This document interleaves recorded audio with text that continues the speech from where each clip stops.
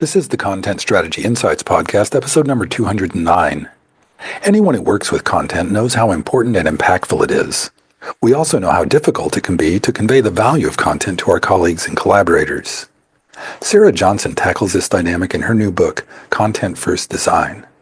Along with addressing the practical aspects of a content-first approach, she asks, if a digital experience is a conversation with a user, how can you have that conversation if you don't know what the words are?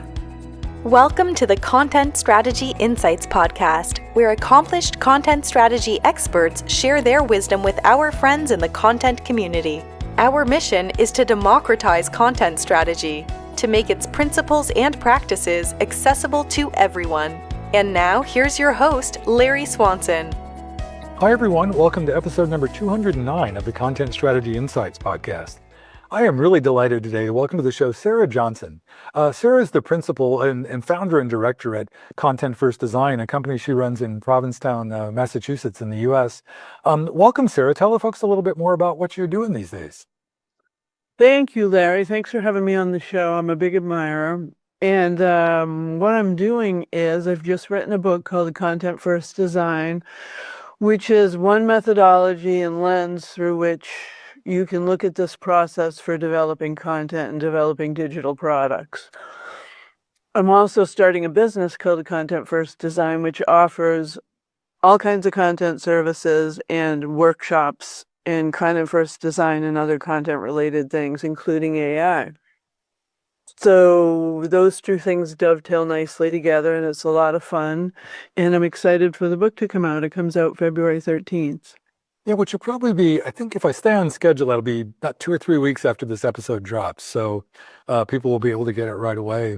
Hey, I want to read, there's I don't know if this is your official definition, but there was a passage in the introduction to the book that just, to me summed up the whole thing, that you say content first design is the process by which research, exploration, and evaluation of content requirements and user needs inform the structure, layout, flow, and visuals for a digital product. That is like music to my content ears. How did you come up with that approach and that definition?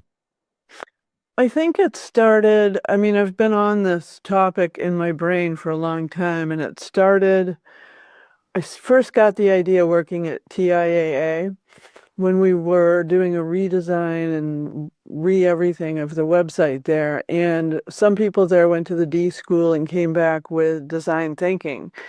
And one of the things I learned from that was that when I was working with product people, they were trying to write content and I would always have to smooth the road to help them understand that I could write it and make it work. And when I went on to other companies, this continued to be the truth, and other companies weren't having it. They were design first. And I was asked to teach at Bentley University User Experience Design Center, and I had to come up with a course for that. And in developing the course, I noticed that what I was doing was examining and doing exactly what you said in that quote, research on content, and then having the students redesign a website. And it was fascinating to see what they came up with. They came up with the greatest things. Now, they had a background, they were at the User Experience Design Center, but they also were amazed at what they were able to do by understanding content first. And I realized I was really onto something, and I outlined the book and started writing it with the encouragement of Melinda Belcher, who was great. And I got sick from long COVID and had to put it down for 3 years. And then I went back to work, and I was lucky enough to get laid off and have 6 months to finish the book and shape it out. And I had the help of Shannon Geis, who wrote the case study. And that's sort of where it came from. And the other idea around it was that I didn't want it to be just me. I wanted to include community in it, and that's why I have the sections called From the Experts. I wanted it to be one take on content first design. Here's one methodology, one way of doing this thing we've been talking about for years. And to both encourage it and to create the conversation. Like, let's be talking about this. Let's broaden the conversation to include more people. And another way I do that, I'm going on and on, is through the blog, Moving Content Forward, which you'll see on our website. And that's to create community around what are you doing to help move our practice forward? I want to hear about that. And we also do a bi-weekly talk on that. So the idea of the whole enterprise is to create community around content first design and what people are doing to evolve the craft. Here's what I'm doing. What are you guys doing? Nice. I love that. I come out of book publishing originally, and so I was always aware that it's never like a lone, brilliant author, toiling in obscurity, and coming. It's always a team effort. But the way you just described that, this is like not just a team effort, but a genuine community effort to pull this to get this together. I'm curious about this. So the moving content forward, I love that. The kind of impulsive, the forward nature of that. Tell me, how long have you been doing that? Has it been? That idea came as a tagline for the book, and the original title of the book was Moving Content Forward. And my awesome editor, Richard Hamilton, was like, no. Let's call it content first design, and that can be the tagline. And because I really loved that idea, because that's what I'm trying to do with the book. And I'd love to do a short series of books on that topic, moving content forward. And I'm working on one right now about content first design and AI and the human connection between content and AI. The moving content forward idea for the blog came up because I just want so much to create community around what we're all doing to evolve the craft. Because, I'm on LinkedIn all the time. I see people talking about what they're doing. I want to create community for all of us to talk about it, to like generate ideas to move it forward. Yeah, and is there like a region, because you're in the northeast of the U.S., is there sort of a regional focus that way, or do you attract people from all over the country, or? All over the country. Nice. Yeah, and I'd like to expand that actually, because there are people overseas like you doing a lot of cool things. And let's hear about it. Let's all get talking about it. Let's see what we can do here.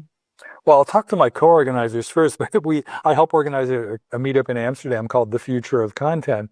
Seems to be some natural alignment there with the way we're thinking about. Definitely. Yeah. Well, and the other thing about that is it's sort of like it implies progress, and I think there's a lot of people in the content world who feel, well, people talk about all the time that there's this sort of feeling that we're kind of banging our head against the wall sometime and maybe not making as much progress.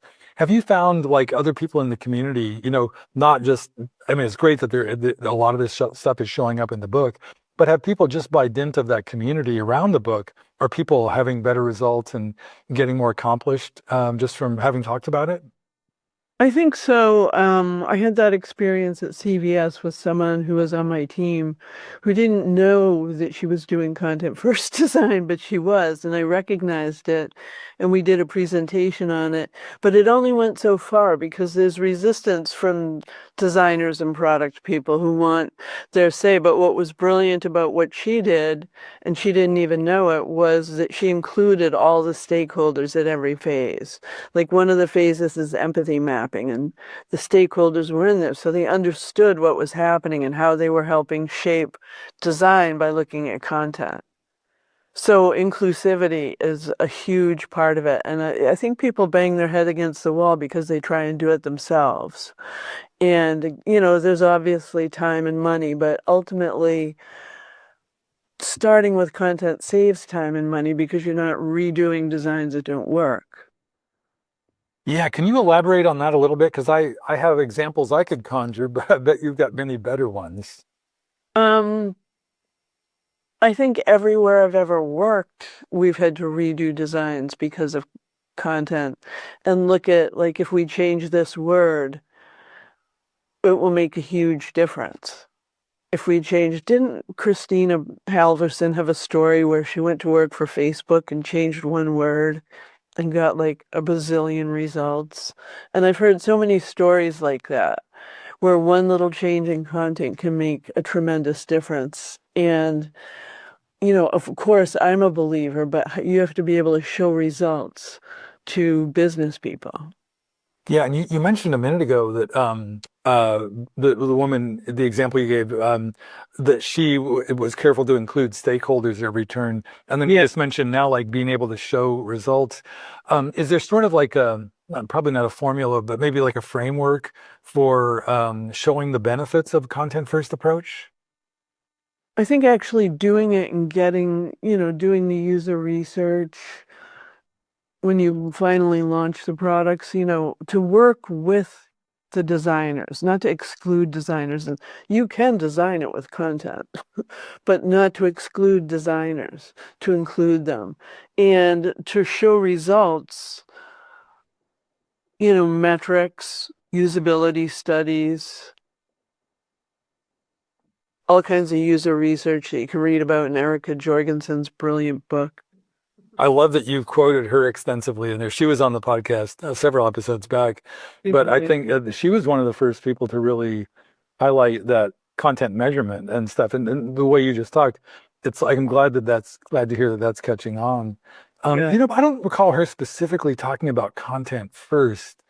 I wonder because that might be a way. Not that it's like like if we're selling this idea, like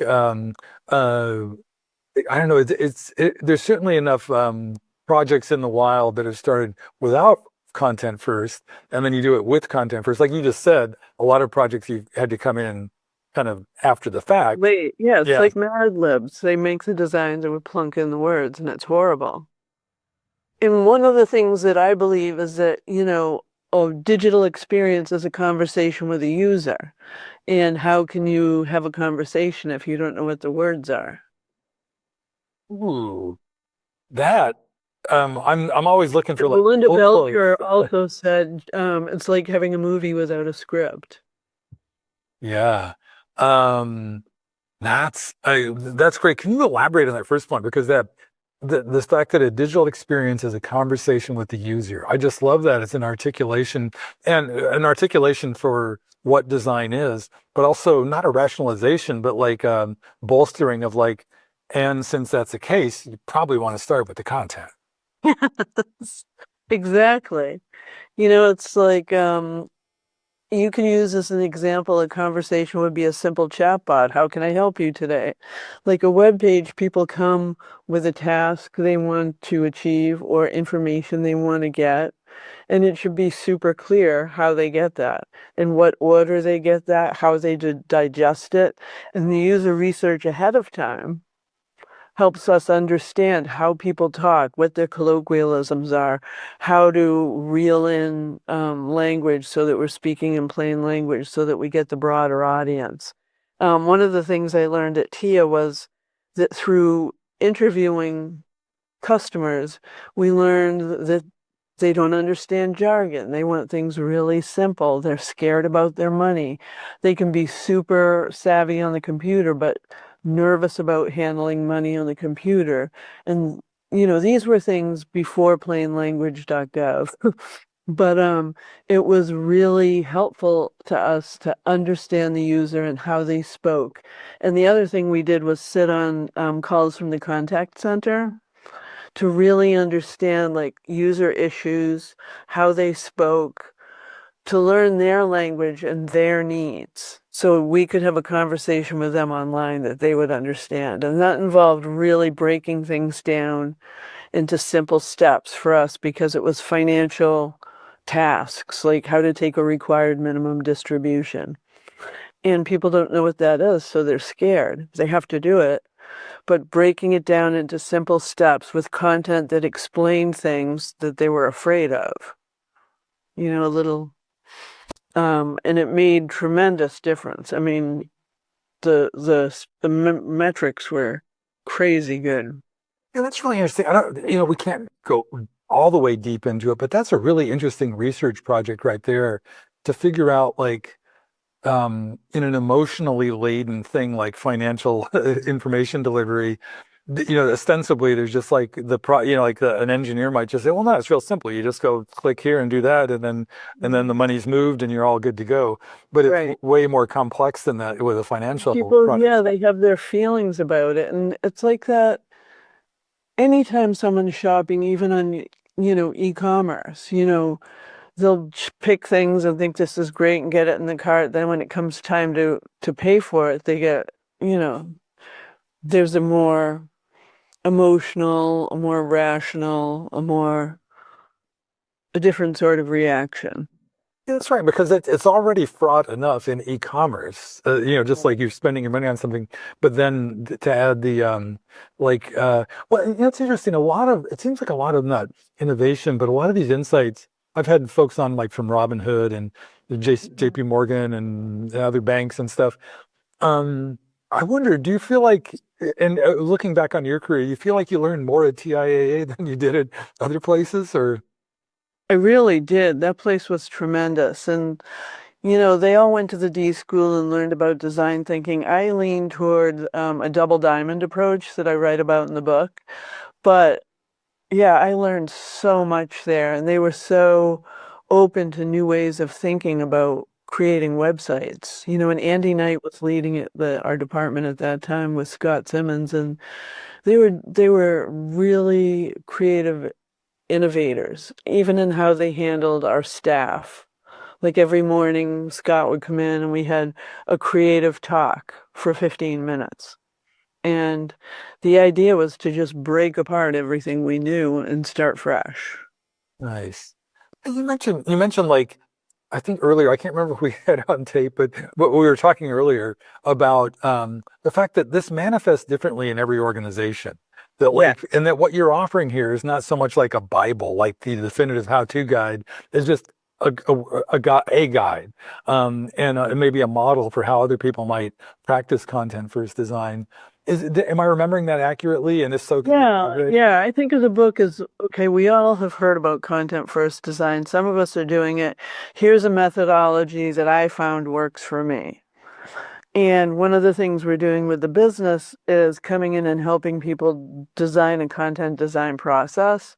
And it can be content first design, or it might be something else. Or we might help them implement content first design, and they may get a lot of resistance, and we may do it in phases and get people on board slowly and include stakeholders, even legal. I mean, you have product, you have UX design, research, business, whoever you think has a stake in this. Yeah, and those stakeholders vary from place to place.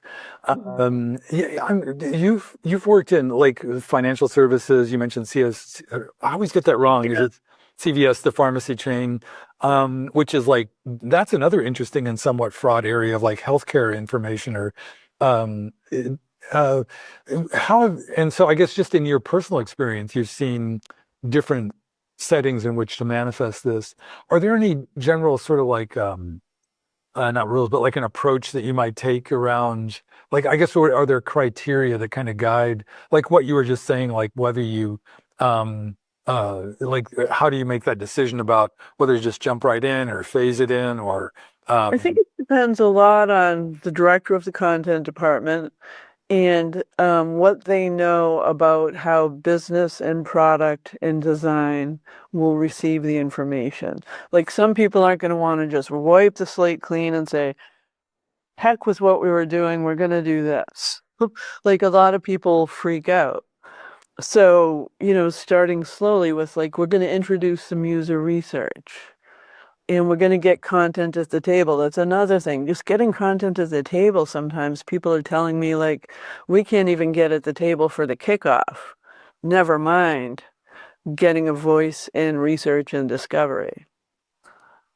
So, there are challenges, and you really have to advocate for yourself. And I write about in the book ways of advocating for content first design. And a lot of it is relationship building, working cross functionally, building relationships. And I've had at TIA, I really had to work with product to help them understand, you have to build trust, you have to listen to them and their concerns, and through that, work with those ideas, introduce your ideas, and build a trusting relationship, a back and forth, something that will work for everybody. And you have a couple of points. Like you revisit the stakeholder relationship stuff a couple times in the book. I think early on, like interviewing folks and then getting them on board, or I forget how you articulate it later in the process. That Can you tell me a little bit about like your sort of like I think everybody has their like little jujitsu style, for stakeholder. The one thing you just emphasized is listening. That's always a sure winner. Do you have other approaches, like when you're going in, like, or maybe it's more like you've talked about with such a variety of things that's going on? Is it more an approach to figuring out what the stakeholder environment is and kind of how to approach it based on that understanding, or? Well, my idea is how I would like to do it is build the relationships with the stakeholders first. And when you go into the meeting, sort of in the agenda, say, this is the type of this is what we've done, this is the feedback we're looking for. Then we want to hear your concerns. And like really listen, don't argue. There's no winner. The idea is to find a solution that's going to work for the user. So stop trying to win the conversation. Everybody stop trying to win, no matter who you are in the process. Like, let's figure out what's best for the user. And if you can lead and facilitate a meeting that emphasizes that, you're more likely to get people on board. Yeah, I like the way you said that, like stop trying to win, because I might have been in one or two meetings where I was trying to win or others were, and they were probably less productive than the ones where we're all actively listening to one another. Yeah. I do write a surprise chapter on active listening. It's called Navigating Difficult Conversations. It's at the end of the book, like an appendix. Because we all have to in the field, like it's one big difficult conversation because there's so many, we all have such different roles. And, finding a meeting of the minds can be difficult. So I developed this course with Google has a mindful leadership institute. And I went to one of their programs called Search Inside Yourself Leadership Institute, where I learned this process. So I developed it for TIA with Google. And, it went company-wide. I started with UX teaching it, and then I offered it company-wide. And then I think almost 3,000 people took the course. It was really, really helpful. Oh, that's very cool. I remember coming across that course years ago. I did SEO many years ago. I think that's how I heard about it. But that's great. 3,000 people. How big is TIA? I know it's a big organization. 5,000. So more than half the people there took it. That's awesome. Yeah. That's some serious influence. Yeah, it was fun too. I really enjoyed it and people enjoyed it. And we did it with leadership. UX leadership had a special little meeting, and you can teach it in an hour and a half. You can take as much time as you want. Like the more time you have, the more people can learn about each other. But people had immediate results. Like one woman was in tears about a conversation she had to have with this product person, and they had a terrible relationship. And she called the man right after our meeting, our class. And using the tools she learned, she was able to turn the relationship around, and she came running over to me and told me the story. And I was just like, it was heartwarming. It was like, yay, it's working already. That's great. Do you elaborate on that in the book? Because I don't recall that story. No, I don't tell that story because she couldn't remember it. So I didn't want to get it wrong or step on her toes. But, it works. Mm-hmm.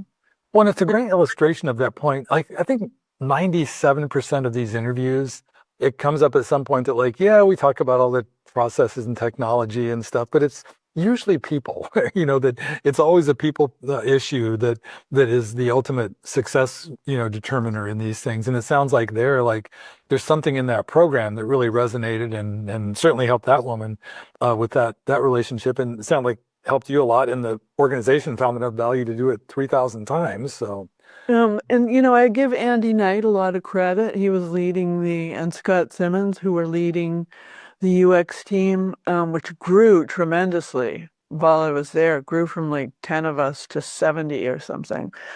And Andy was open to sending me to the workshop. It was a 2-day thing in New York, and they paid for me to go and come back, and they supported me in teaching it company wide and hooked me up with the right people and had everyone in UX take it. And, he was very forward thinking. nice. Yeah. One thing it just occurred to me as we've been talking the last few minutes, you've said a couple things that kind of sent me back down to, I just have a little quick outline of the book down below here. And we talked about this before we went on the air, that if you just looked at the table of contents for the book, you'd think it's like a bit, comprehensive and kind of not novel, but original approach to like content design and in particular content first design. I wonder, like the scope of the book, does it, how much, like once you have this content first, your glasses on, with that approach, how much did that affect the organization of the book and how you approach the topics around content design? Oh, that's interesting. I think using the double diamond, once I described different approaches, the human factors or design thinking or double diamond, and we developed the double diamond based on things I learned at TIA and at CVS and other places. And the double diamond approach, I sort of went through, define, discover, design, deliver, and I went through the things under each category. So I let that sort of lead me in writing the book. And I'll go look at it again. Okay. What? Yeah.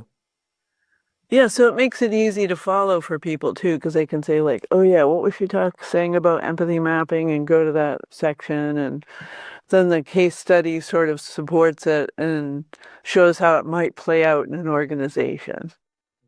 That's one thing I really appreciate about the book, is that I think every chapter you kind of anchor the lessons in the chapter in that case study that it's a bank or something. What's it called? Called Tidal Bank. Tidal Bank. Thank you. Yeah. Because that's a thing on Cape Cod where I live, a tidal bank. Oh, it's an actual bank. Oh, cool. Yeah. Yeah, and the environment, high tide, low tide, tidal bank. Oh, okay. Oh, right. Duh. Yeah, I don't live. Yeah, I live kind of near the ocean, but not as close as you. So yeah. Yeah.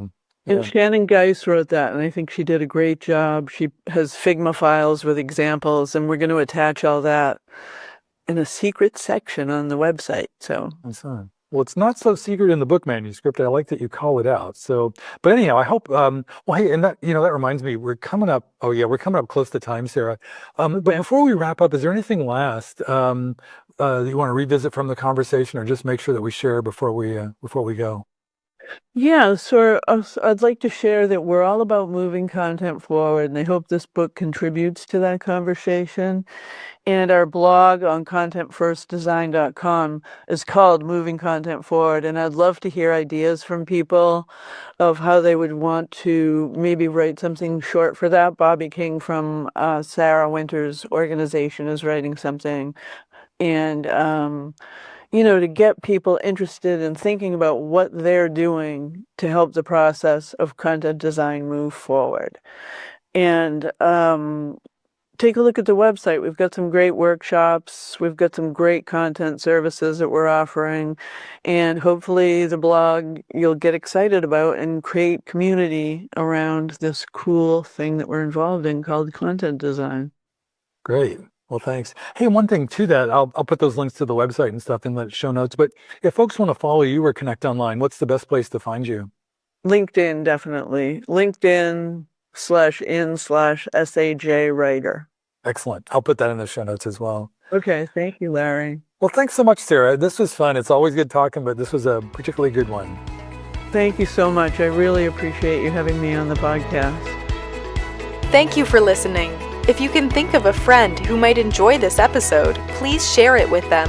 And please join us again for our next content strategy interview.